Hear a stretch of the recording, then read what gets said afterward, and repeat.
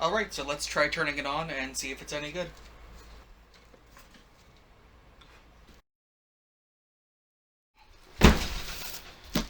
Alright, so I bought a broken 3D printer for $40.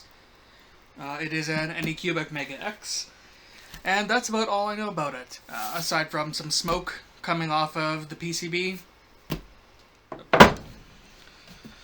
Alright, so yeah, I was actually looking for something that was more like a, like maybe like 100 and something cube build volume, not another 300mm printer. Some sort of like small cantilever thing that would fit on a bench. Or just something that would be easy to get out of the way, maybe convert it to only do flexibles.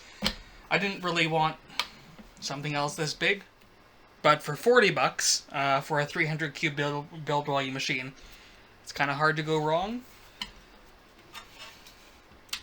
I mean, it does have a genuine Meanwell power supply in there. And, I mean, that's worth basically $40 as well. Already. Yeah, 12 volt, 30 amps. That's a $40 power supply right there. The board, which is supposedly problematic. I don't really know what it would be. I mean, I guess it would be running their own custom firmware sort of thing. I just want to see sort of how cheap I can fix this. I might convert it to Klipper. I might just try and fix it and flip it. See if we can do a board repair. But, you know, it's in like a nice little enclosure thing that frankly looks better than the really square, bulky thing that I've designed. So if we take a look at this... Okay, so it is a Bowden extruder, V-wheel, V-wheels for X and Y, it looks like. Interesting stepper motors. The stepper motors, it does have dual Z, and 2 micro switches for leveling, so it looks like it can do auto tramming, so the Z steppers should be driven separately. But the stepper drivers have the lead screw built into them. That's interesting. I don't know how you would replace that. I mean, if your lead screw wears out, or if it has a... You just hope it doesn't have a wobble in it, because it's part of the stepper motor. That's interesting. Yeah, so I mean, V-wheels, you know, they're nice and quiet.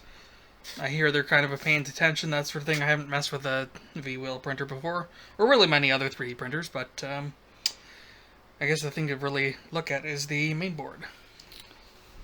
Oh yeah, so I forgot to mention, it's just like a E3D V6 clone hot end, it looks like. Nothing too fantastic. If I was going to keep it, I might put this thing up to like a 0.8 or a 1mm nozzle maybe to do like big stuff stupid fast.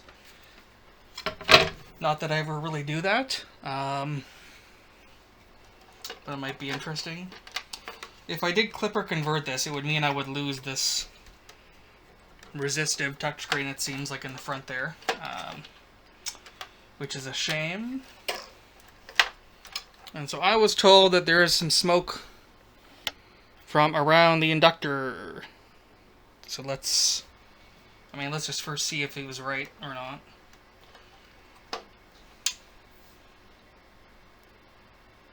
Okay, there's a light that's on, but very dim. Nothing on... Oh, wow, nothing on the power supply. And there is a very, very smoky smell coming up now. Oh, you know what? There's a little diode right there. That's got a little bit of a pimple on it.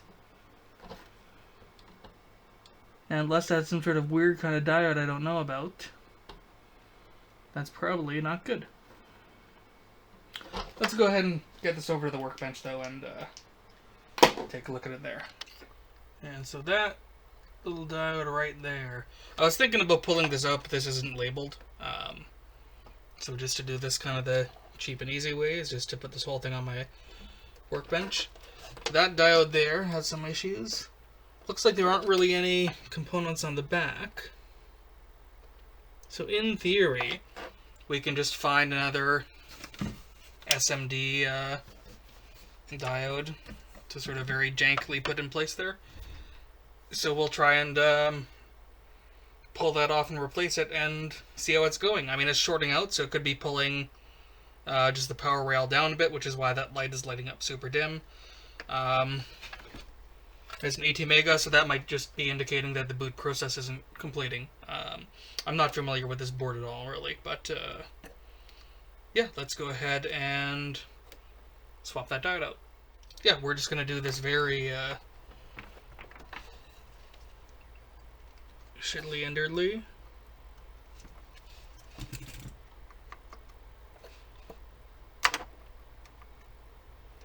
Oop.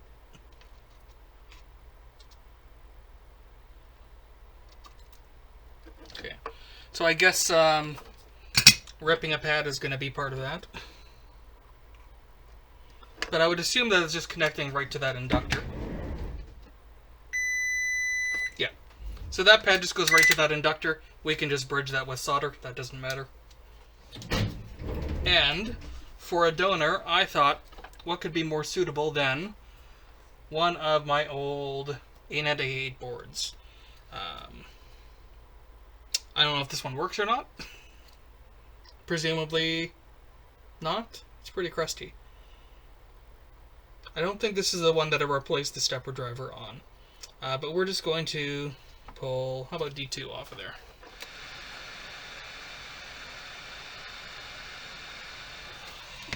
Alright.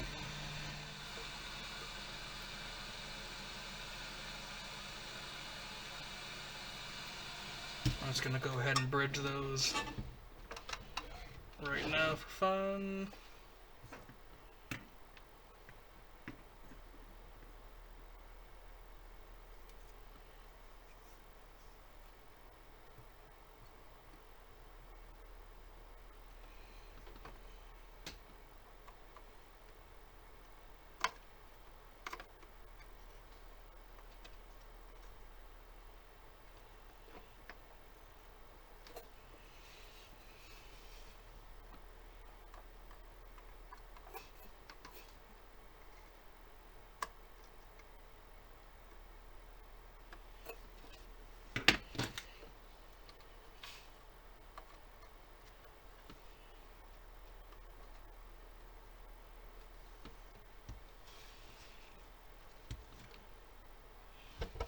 Now, this is an incredibly sloppy job. This is god-awful. This is not normally how I would do this. But converting this to Klipper would let me run it at much higher speeds anyways. So I kind of don't care too much about this. Unless I'm trying to flip it, in which case, if this gets it to work, then I'm just kind of done with it. We'll see. But let's go ahead and get it power. Alright, so we're going to plug it in and turn it on.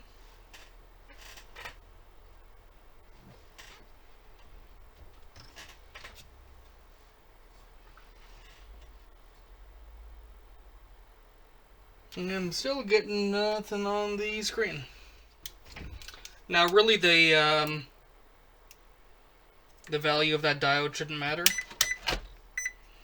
I think pretty much any diode should do there. Oh, you know what? I think this is off a little bit.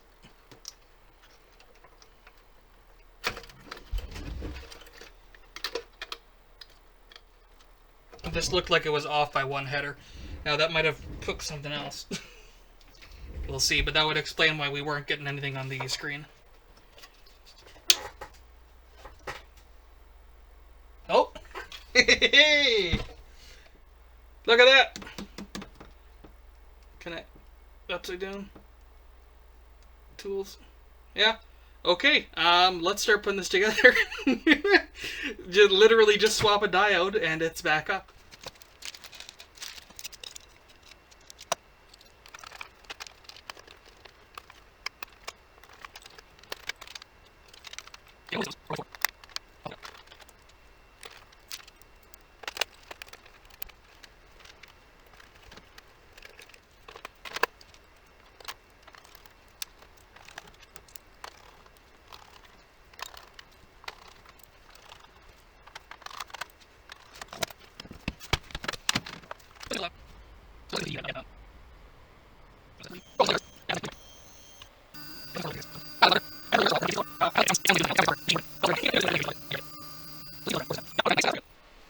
Okay, looks like the heater isn't engaging properly.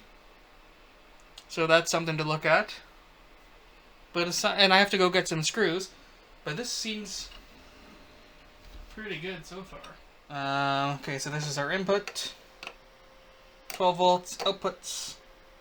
Ooh.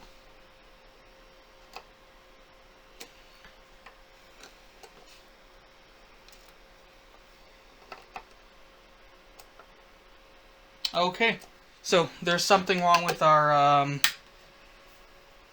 MOSFET board there too. Okay, so I poked around at this a little tiny bit.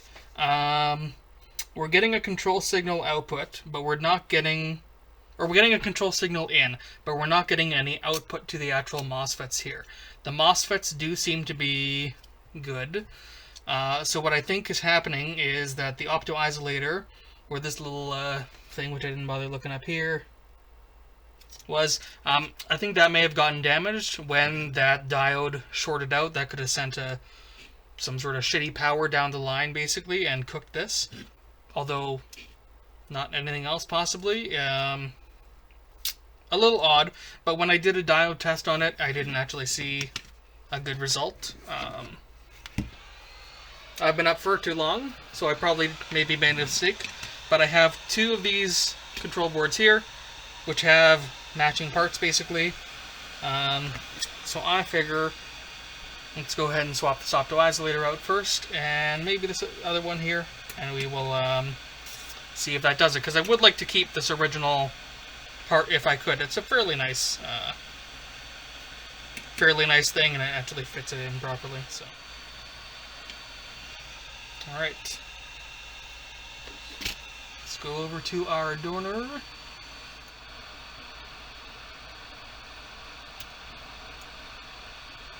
Okay.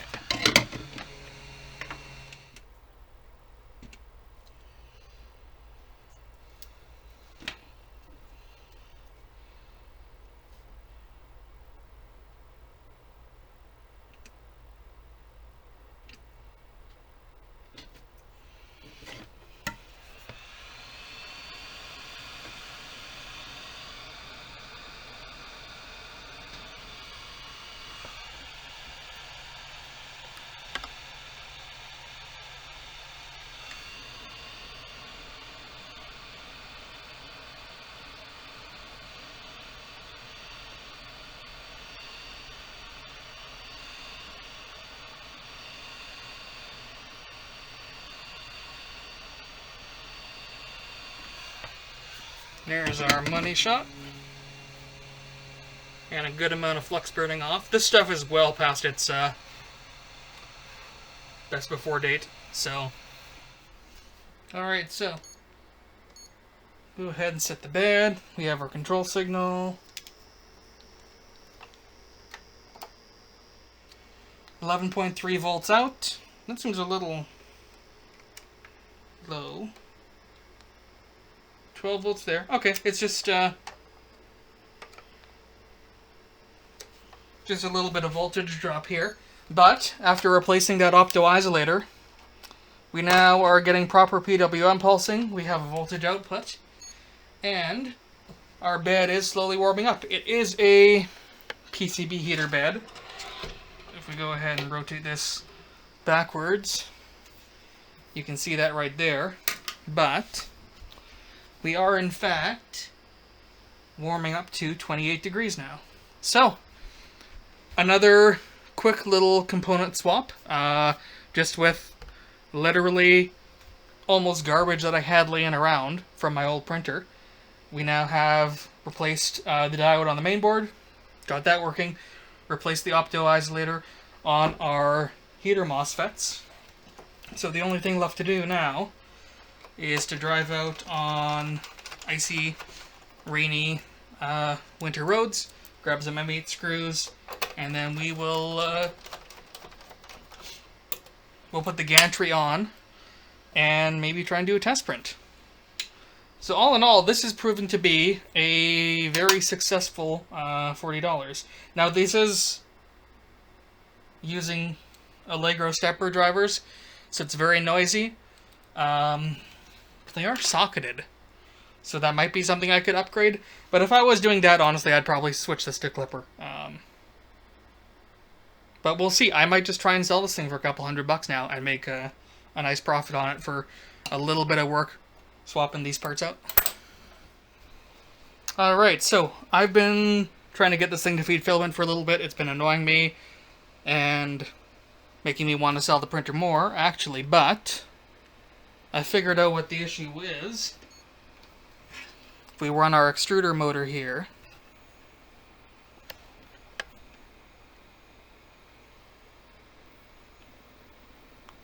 shouldn't be able to do that with it. It should actually work this time. It is a Bowden setup, so it's not going to be great for flexibles.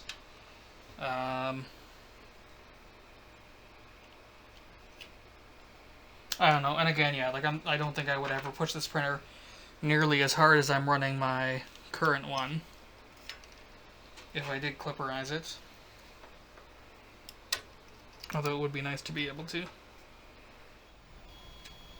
This would be a great time to find out it also has a really bad nozzle jam, and I have to do a bunch of work on the hot end. Oh! Okay, the guy was printing yellow last time, apparently.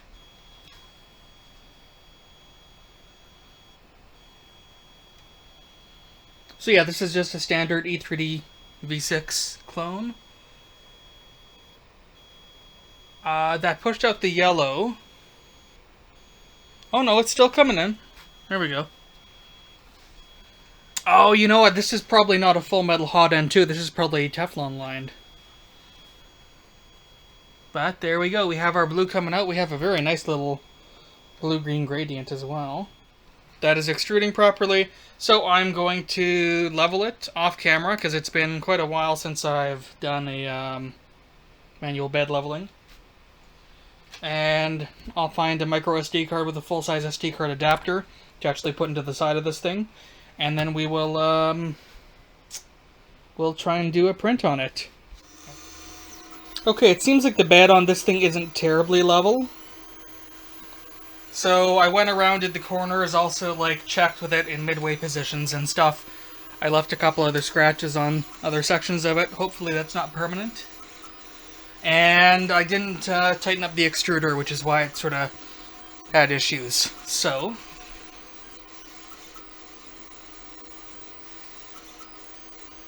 retract probably needs to be dialed in. I'm seeing some boogers sticking up. But it is laying down filament now.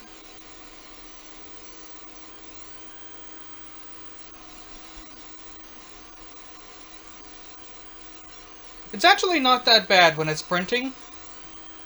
The Z-axis moving up and down is really quite obnoxious, but that's also when it's going way faster than it normally would. This is not that bad. Because my other machine, I run it, and it's linear rails, and it's fairly fast. You hear the motion system a lot more. On this machine, you hear the drivers and not the motion system. Yeah, that first layer is looking kind of rough on the top surface. But I don't know, it's not awful. I guess we will now leave it running for an hour. Or probably more. And just check in here and there. I mean, that looks like it's running pretty decent though.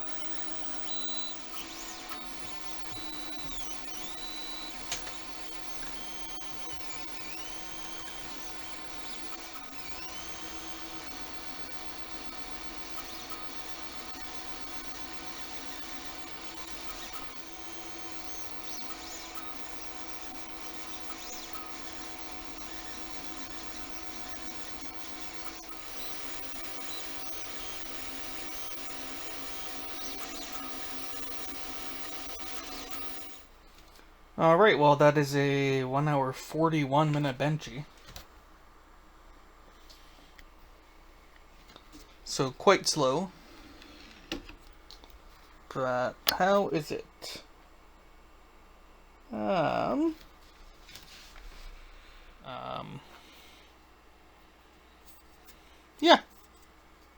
I would say it is not as far of a difference as I thought it would be between these two printers. Obviously, speed-wise, this one is significantly worse, but that's something I can look at trying to tune. I don't know, noise levels, it's an interesting give and take. But this printer is working better than I thought it would. It's still... I'm going to hopefully try and sell it, because I don't really have much use for another one this big. If I can't sell it, then maybe I'll get a clone Volcano hot end and do some modification to this, although I don't know what that's going to be like in terms of this, you know, custom interface and stuff like that. I would kind of like to keep that working fig. I haven't messed around with Marlin in so long now. Yeah, I don't know. For $40 and a little bit of time, definitely can't complain about this printer.